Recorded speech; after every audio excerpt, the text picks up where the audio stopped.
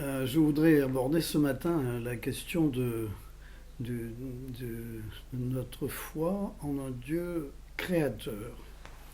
Euh, je crois en Dieu, le Père de tous les possibles, créateur.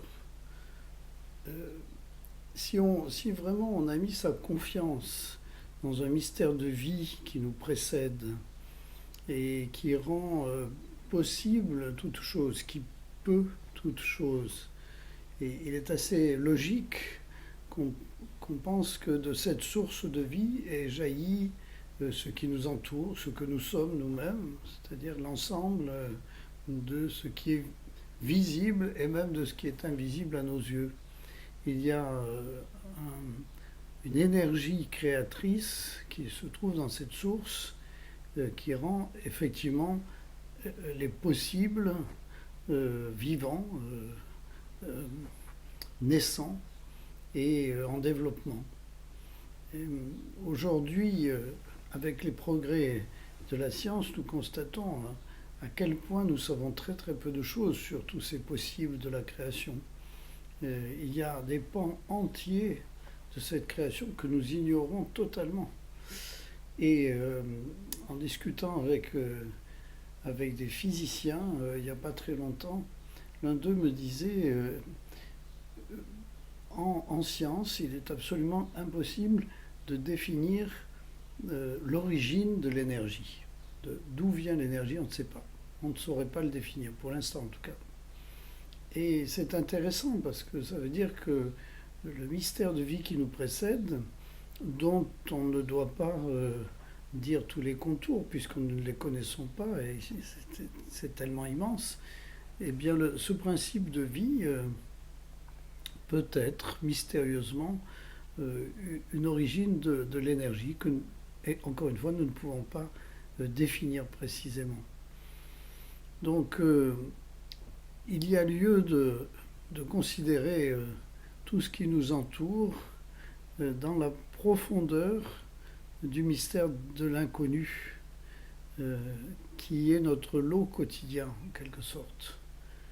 Et c'est un sujet à la fois d'émerveillement, puisque nous découvrons sans cesse des dimensions qui nous échappaient jusqu'alors et qui nous paraissent tellement extraordinaires dans le moindre insecte, dans l'immensité des astres.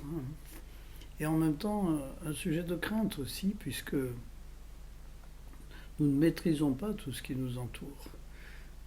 Lorsqu'une lorsqu'une inondation apparaît, nous sommes très peu de choses face à elle. Lorsque le feu ravage, nous sommes très peu de choses par rapport à lui.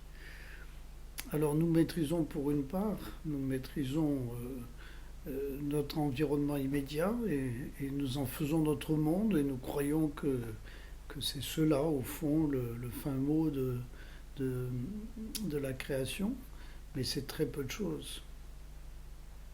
Et il est bon de vivre à l'intérieur de cet univers sans limite, à nos yeux, euh, d'une façon ouverte, en se disant que il nous reste à vivre beaucoup plus que tout ce que nous pourrions imaginer.